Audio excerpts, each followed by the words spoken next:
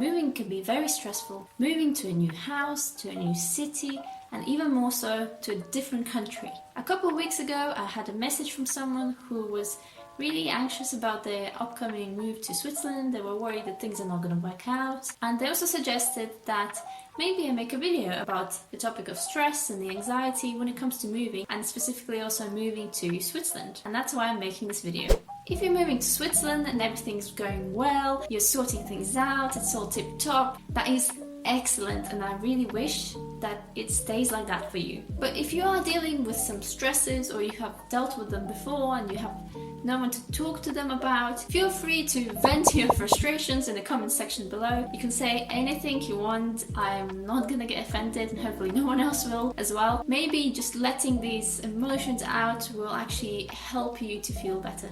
And now let's move on to the tips of how to deal with stress and anxiety of moving, and more specifically moving to Switzerland. These tips are nothing groundbreaking. It's not like rocket science know-how. This is just something that I think I would have advised myself as well when we moved here, and I hope they will be useful for you. Tip number 1 is to plan and prepare. Obviously, if you're moving to Switzerland, you'll already be doing some planning and preparation, but I really advise you to spend a good amount of time on it, reading up about different specific topics, for example, health insurance, rentals, any other stuff like that, because there are quite a few different nuances that you need to be aware of. It's really the worst feeling if you get a letter, for example, saying that you haven't done something and this thing wasn't even on your radar. That's why the more informed you are, the less likely it is that you're going to be in such unpleasant surprise situations.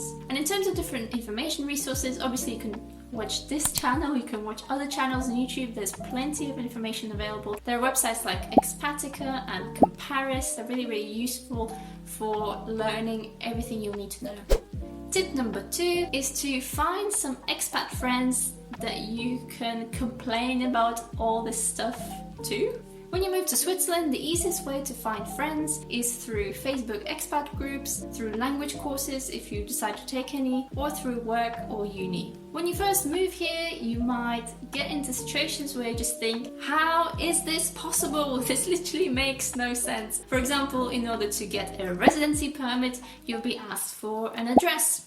But then to get a flat, to get this address, you'll be asked for a residency permit, and you just think, oh my god, literally, how is this possible? But by speaking to others, you realize that this is the exact same problem that everyone has dealt with, and that's just the way things are. But a good thing is that they got through this, so you'll also be able to overcome these hurdles. Also, I can assure you that by speaking to other expats, you will learn insights, tips and tricks that'll be really useful for you.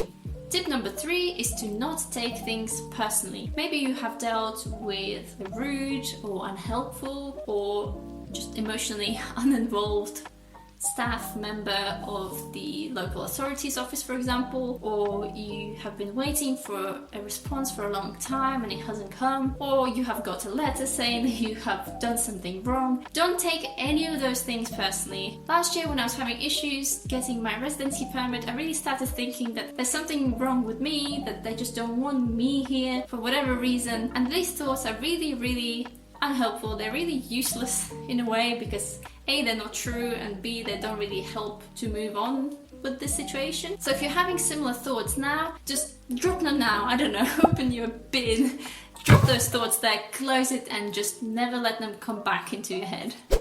Tip number 4 is to celebrate small wins. If you have applied for a flat and you got it and you got a contract that you signed, that's awesome. Go celebrate, go to a cafe, get a slice of cake, something just to say, okay, this is another step that I have done or we have completed in this whole moving to Switzerland process. Tip number 5, and the final tip, is to take time off from all these moving activities. When you move to Switzerland, you might feel like you have this long list of things that you need to get done and you can't relax until you get everything sorted out. But with this attitude, it might take you a very long time until you allow yourself to relax. So Carve time out from all these viewings and reading about health insurance and all that. Take time off and go do things that you enjoy. Maybe it's going into nature and going for a hike or for a day trip, or going to a cafe, exploring a new city, anything like that that will take your mind off all these different things on your to-do list. Because what you'll find is that quite often there will be a lot of waiting time in order to get things sorted, and instead of sitting there and dwelling on it, just take some time off, have fun and enjoy Switzerland.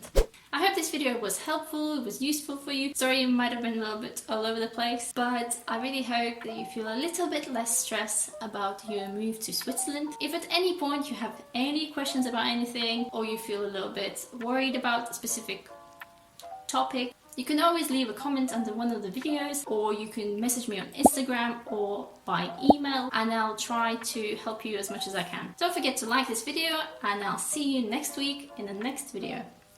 Bye!